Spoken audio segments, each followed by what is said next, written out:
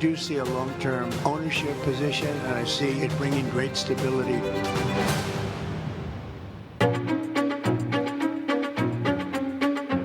Bienvenidos, jueves 6 de febrero de 2025 y el mundo que sigue hablando de la propuesta del plan de Donald Trump para Gaza, un plan que en las últimas horas ha ido de alguna manera reformulando a partir también de las reacciones que esto ha generado, de la perplejidad primero con la que el mundo ha reaccionado a esto que anunciaba al lado de Benjamin Netanyahu, el primer ministro de Israel, el primer mandatario extranjero que eligió recibir en la Casa Blanca, y en también lo que han sido las reacciones del resto de Oriente Medio, pero también del resto del mundo ante una decisión y un anuncio que, esto es importante decirlo, no le había anticipado absolutamente a nadie.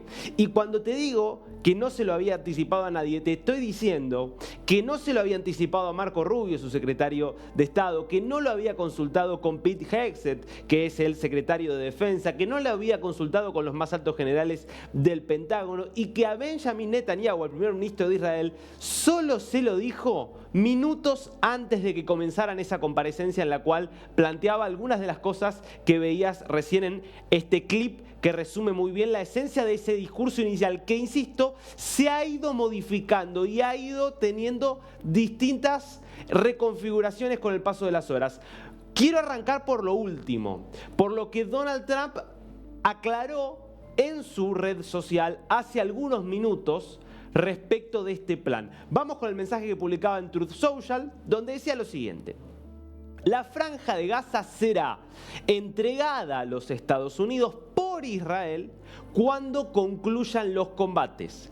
Los palestinos, y acá va a ser un chiste, gente como Chuck Schumer. ¿Quién es Chuck Schumer? Es el líder de la minoría demócrata en el Senado. Claro, de tanto defender a los palestinos, Donald Trump lo trata directamente como un palestino más que vive en Gaza. Los palestinos, entonces, como Chuck Schumer y otros, ya van a haber estado restablecidos en lugares más seguros y en comunidades más bellas, con nuevas y más modernas casas en la región. Es decir, ya van a estar relocalizados para el momento en el cual Estados Unidos reciba la franja de Gaza. Es decir, aquí lo que está diciendo Donald Trump en esta primera parte de este mensaje es: nosotros no vamos a expulsar a los palestinos de Gaza, ni nos vamos a ocupar de que los gazatíes dejen sus casas. Eso lo hará otro. Bueno, está dando a entender que lo va a tener que hacer Israel.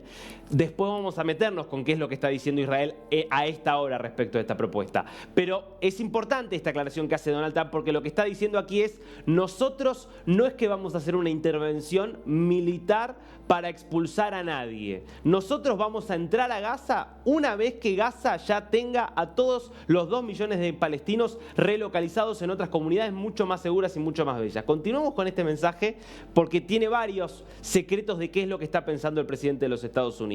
Dice después: ellos, en relación a los palestinos, van a tener la posibilidad de ser felices, de estar seguros y de ser libres.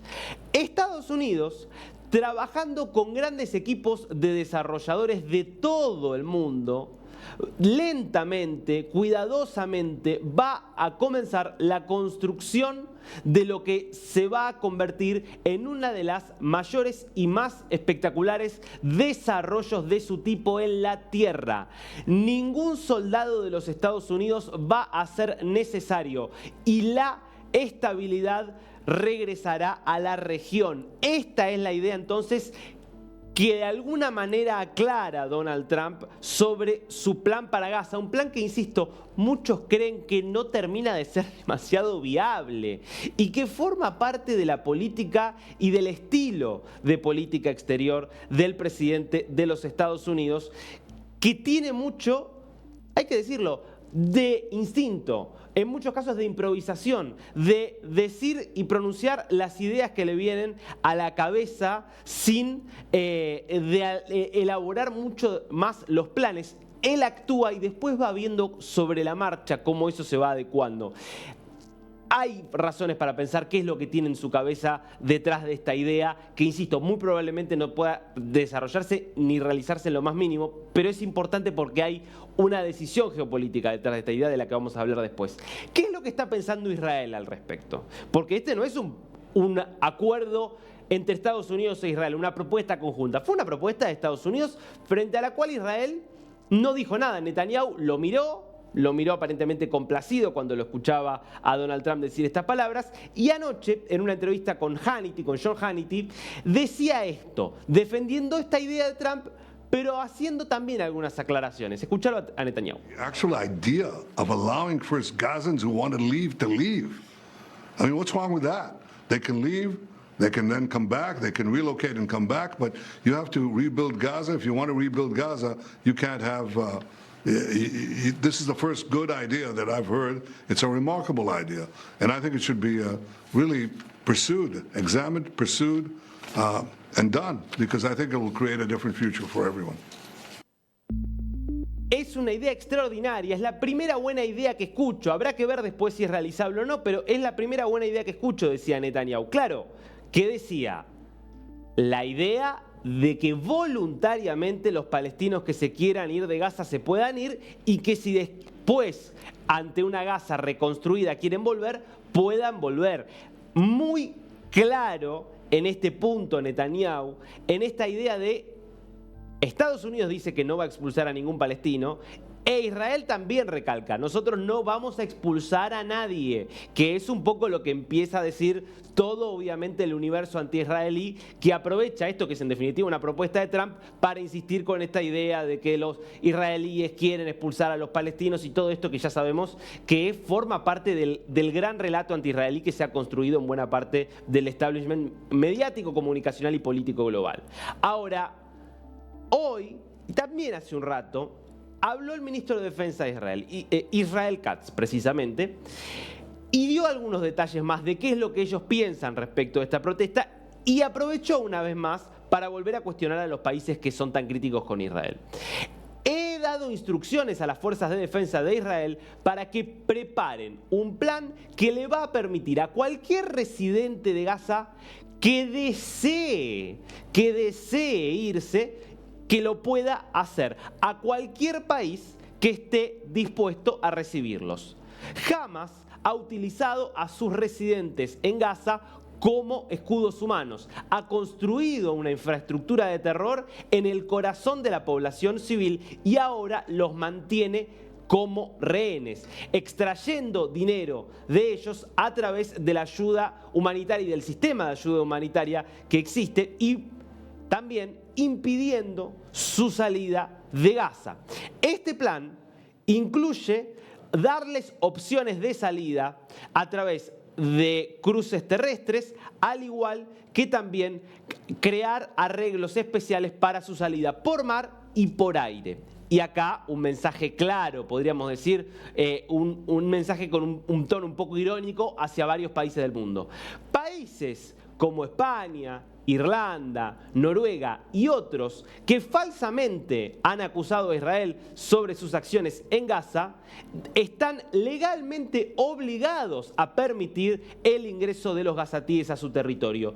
Su hipocresía quedará expuesta si rechazan esa posibilidad. Mientras tanto, países como Canadá, que han estructurado un programa de inmigración y que han expresado previamente su disposición a aceptar residentes de Gaza. El pueblo de Gaza tiene su derecho a ser libre, a la libertad de movimiento y de migración como cualquier pueblo del mundo.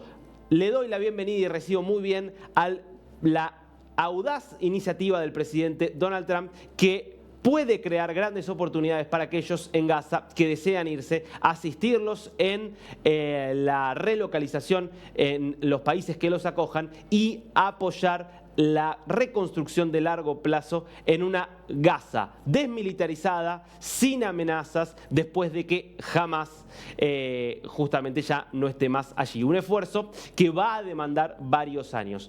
Otra vez entonces, en la misma línea de lo que había expresado el primer ministro, aquí el ministro de Defensa, Israel Katz, dejando en claro, primero, Israel no va a expulsar a los palestinos. Si hay palestinos que se quieren ir, nosotros le damos la bienvenida. Y después, el mensaje claro, porque todos acusan a Israel por la política que lleva adelante en Gaza, que es una política esencialmente de autodefensa, una política para impedir nuevos ataques terroristas y una política y una guerra que comenzó Hamas y que lo que buscó Israel fue destruir esa organización terrorista después de el terrible golpe y el terrible ataque que realizó el 7 de octubre de 2023 y además recuperar a los rehenes, que dicho sea de paso, muchos de ellos, en más de 70, continúan en territorio gazatí. Habrá que ver si estas negociaciones que están permitiendo la liberación progresiva desde hace algunas semanas quedan de alguna manera empantanadas por el rechazo, obviamente, de Hamas a la propuesta que hizo Donald Trump. Ahora, lo que está diciendo es,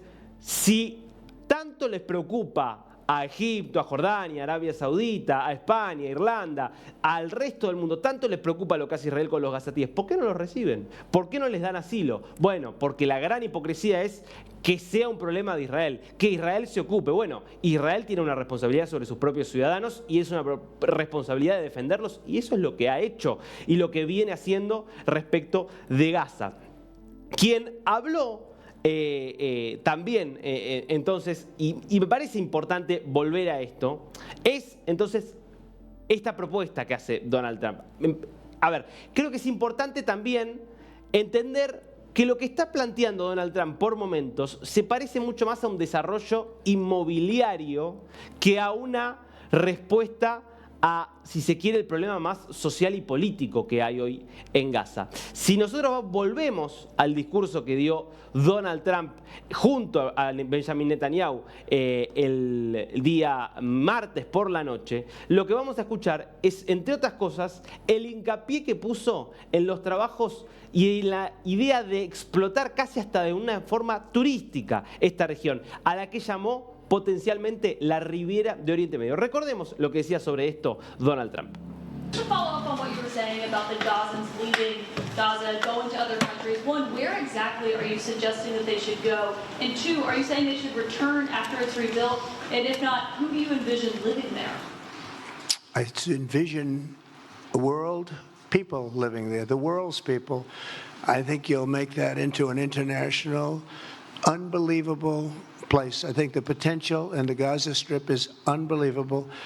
And I think the entire world, representatives from all over the world will be there, and they'll live there. Palestinians also. Palestinians will live there. Many people will live there.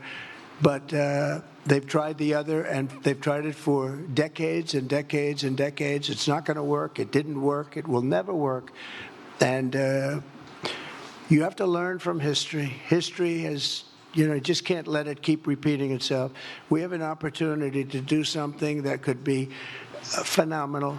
And I don't want to be cute. I don't want to be a wise guy, but the Riviera of the Middle East, this could be something that could be so bad. This could be so magnificent. But more importantly than that is the people that have been absolutely destroyed that live there now can live in peace in a much better situation, because they're living in hell. And those people will now be able to live in peace. We'll make sure that it's done world class. It'll be wonderful for the people. Palestinians mostly we're talking about. And I have a feeling that despite them saying no, I have a feeling that the king in Jordan and that the general president, but that the general in Egypt will open their hearts and will give us the kind of land that we need to get this done, and people can live in harmony and in peace. Thank you all very much.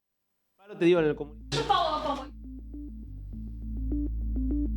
Bueno, el mensaje, si uno lo ata con el mensaje que publicaba esta mañana, hace un rato, Donald Trump en su red social, haciendo hincapié justamente en la idea de un desarrollo, insisto, más inmobiliario que la construcción de instituciones democráticas o algo por el estilo, que es, por ejemplo, lo que intentó de forma fallida Estados Unidos en Irak y en Afganistán, muestra que lo está viendo, insisto, casi más como un desarrollador él mismo que como presidente de los Estados Unidos, o esa pareciera ser la mirada cuando él habla de esta gran reconstrucción, que es muy difícil, insisto, que se pueda realizar, porque hoy cuenta con un rechazo generalizado prácticamente de todos, y porque la perspectiva de que efectivamente se puedan desalojar o que pueda dárseles un hogar temporario a 2 millones de palestinos en otros países, suena impracticable. Ahora, ¿por qué Trump está planteando esto? Bueno, algo también decía la vocera Stephanie Levitt de la Casa Blanca, tratando también de aclarar algunas de las dudas que habían surgido a partir de este comentario. Escuchémoslo, las aclaraciones de la portavoz de la Casa Blanca. States to be entangled in conflicts abroad. The president has not committed to putting boots on the ground in Gaza. He has also said that the United States is not going to pay for the rebuilding of Gaza. His administration is going to work with our partners in the region to reconstruct this region. And let me just take a step back here, because this is an out-of-the-box idea. That's who President Trump is. That's why the American people elected him. And his goal is lasting peace in the Middle East for all people in the region.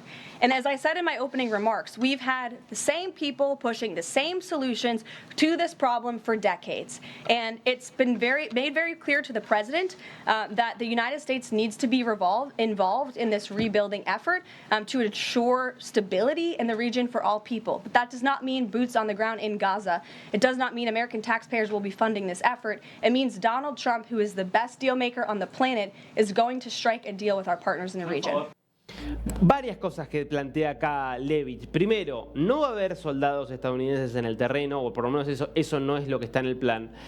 Y tampoco va a haber inversión directa de los Estados Unidos, que es lo que ha hecho en muchos lugares Estados Unidos. De hecho, lo que está haciendo hoy Estados Unidos es retirar muchos de los programas de ayuda y de asistencia financiera que ha habido a lo largo del mundo, entre otras cosas porque el uso que se les dio a esos programas es de mínima irregular. Digo, entre otras cosas, lo que está descubriendo el equipo de Elon Musk en el Departamento de Eficiencia Gubernamental es cómo la USAID era utilizada para financiar realmente disparates o cosas que uno no entiende por qué eran financiadas, desde obras de teatro de la comunidad LGBTQ hasta medios de comunicación como el portal político, un portal muy consultado, pero obviamente con una orientación muy cercana al Partido Demócrata, que recibía muchísimo dinero de USAID.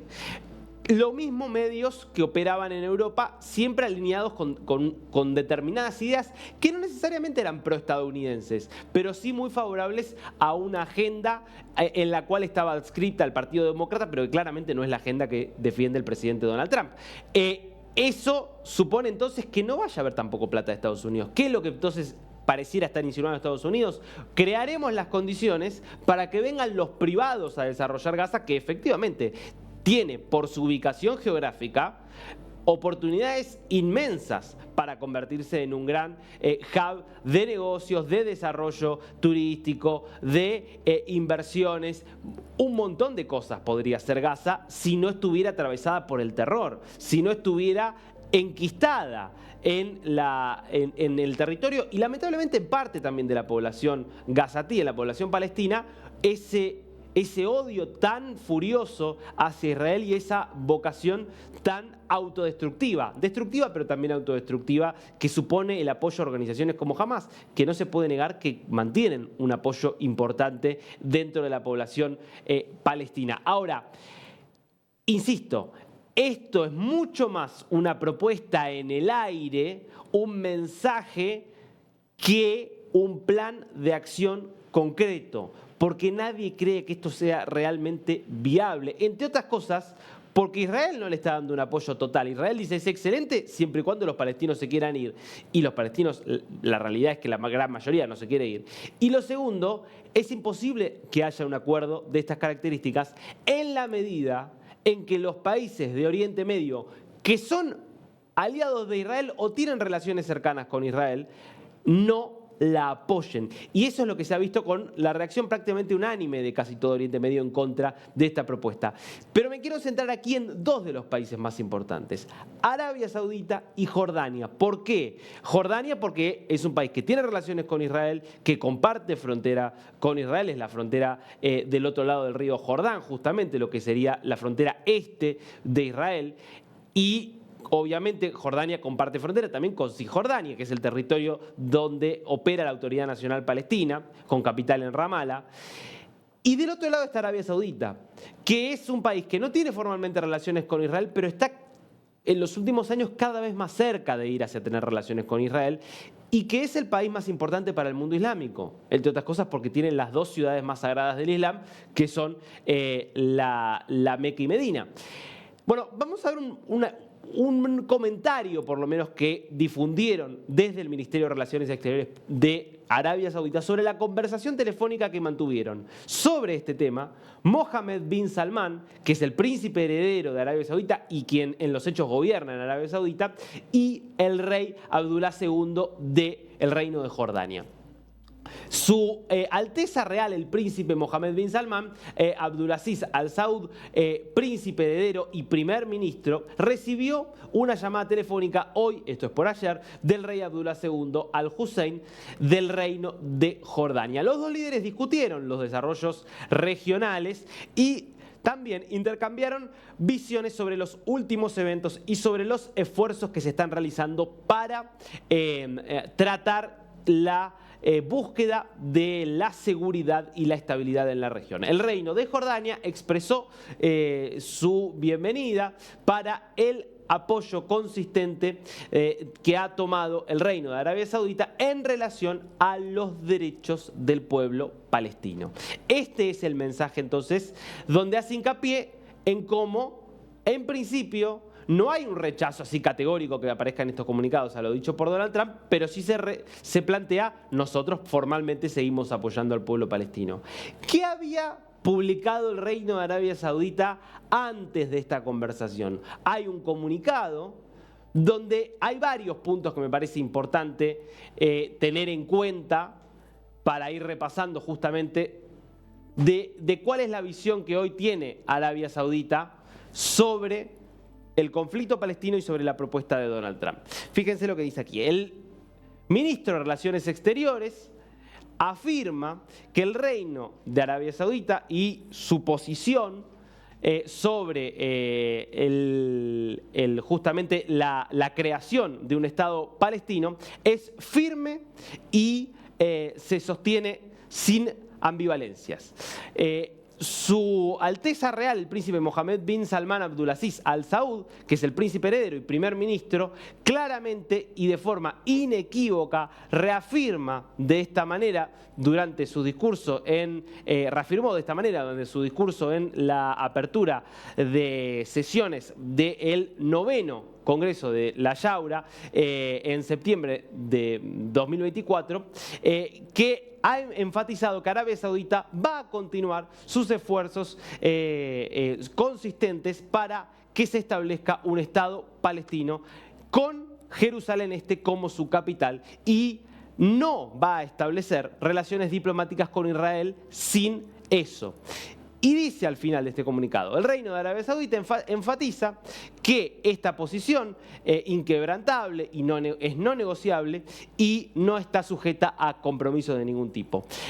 Conseguir justamente que haya una paz duradera es imposible sin que los palestinos obtengan su legítimo derecho de acuerdo a lo que establecen las resoluciones internacionales y como ha sido previamente clarificado tanto por el actual como por el anterior gobierno de los Estados Unidos. Aquí entonces el mensaje de Arabia Saudita diciendo nosotros no vamos a apoyar la salida de los palestinos de Gaza y es más, tiene que haber un Estado palestino. Es verdad, no hablan de Gaza, dice tiene que haber un Estado palestino con la ciudad de Jerusalén Este justamente como capital. Este es el mensaje de Arabia Saudita. Yo quiero que veamos rápidamente para cerrar esto en dos mapas la realidad de cómo es Gaza, cuál es el entorno geopolítico cuando hablamos justamente de Gaza y quiero que también hagamos hincapié en ¿cómo sería una Gaza con la presencia de Estados Unidos allí? Y esto también para entender cuáles son los actores involucrados. Lo primero que estamos viendo aquí justamente es, bueno, la Franja de Gaza, por supuesto, donde está ubicada. Y decíamos, los países involucrados e interesados. Bueno, Jordania por un lado, Jordania muy importante. Acá la conversación que mantenían el rey de Jordania junto con el príncipe heredero de Arabia Saudita. Es uno de los países que debería recibir a los palestinos que se quieran ir de Gaza, entre otras cosas porque es un país árabe, musulmán, que siempre apoyó a los palestinos. Bueno, Jordania dejó en claro, nosotros no queremos recibir a los palestinos. El otro país también relevante, Egipto. ¿Por qué? Bueno, obviamente porque es la única frontera terrestre que tiene Gaza, más allá de Israel, es Egipto. Egipto también dejó en claro, nosotros no queremos recibir a la población palestina. Por eso digo muchas veces la hipocresía de estos países que dicen apoyar la causa palestina. Obviamente después, si nos vamos al norte, tenemos a Siria. Como sabemos, Siria en toda una reconfiguración política a partir de la caída de Al-Assad. Tenemos aquí al Líbano en la crisis absoluta en la que quedó después de cómo Irán y Hezbollah llevaron adelante desde el Líbano su guerra contra Israel. Y si nos fuéramos justamente más hacia aquí, encontraríamos a Arabia Saudita, que es el otro país central para entender esta ecuación. Vayamos al panorama más general de Oriente Medio. Este mapa nos muestra básicamente cuáles son las bases militares que tiene Estados Unidos. Esto es importante para entender lo que implicaría también una base en Gaza, aunque ese no sea, por lo menos no formalmente, el plan de Estados Unidos. Los puntos rojos son bases de los Estados Unidos hoy en distintos puntos de Oriente Medio. Vos fíjate que tiene bases en Turquía, tiene bases también en Chipre, esto es el mar Mediterráneo, pero dentro de lo que es la salida al Mediterráneo solamente tenés Turquía y Chipre. Bueno, una presencia para Estados Unidos acá, justamente en Gaza, en el corazón de Oriente Medio, justamente frente a la costa de Egipto, frente a Líbano, frente a Siria, sería importantísimo. Pensemos que, por ejemplo, Rusia tenía una base justamente en esta zona, en Siria, en la base de Tartus, que le había dado el régimen de Al-Assad, y trató de defenderla hasta las últimas consecuencias. Bueno, para eso hizo todos los esfuerzos por sostener al régimen de Al-Assad, como sabemos no pudo. Tenemos después en esencia el juego Irak, por supuesto, los que ves de alguna manera marcados son los estados hostiles hacia Israel y hacia Estados Unidos, y tenés aquí Arabia Saudita. Tanto Arabia Saudita como Jordania, como Egipto, son aliados de los Estados Unidos. Y son países interesados en que haya una resolución pacífica. Egipto y Jordania ya reconocieron a Israel y tienen relaciones diplomáticas con Israel.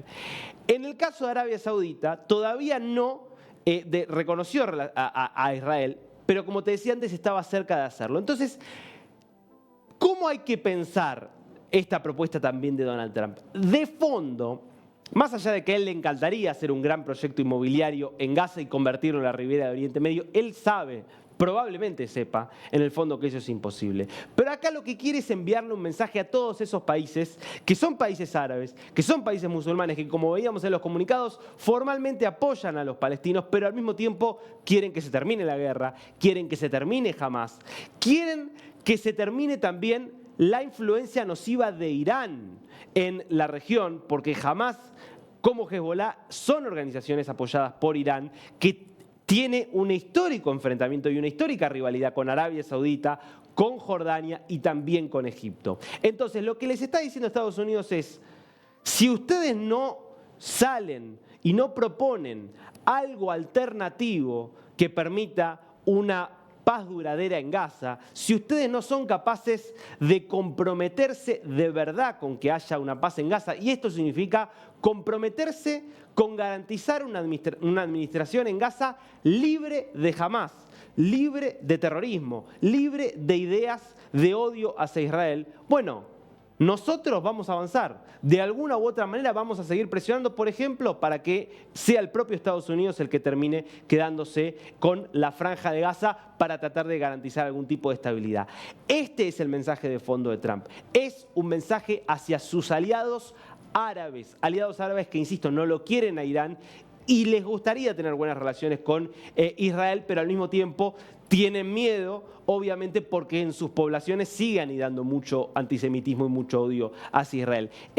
Tienen que comprometerse ustedes con que haya una paz duradera en Gaza y con que Gaza no vuelva a caer en manos del terrorismo. Si no lo hacen ustedes, nosotros por lo menos vamos a seguir proponiendo este tipo de cosas y mientras tanto vamos a seguir dándole a Israel todo el apoyo que necesite para garantizar su seguridad y para garantizar que jamás no vuelva a controlar Gaza y no pueda volver a cometer un 7 de octubre.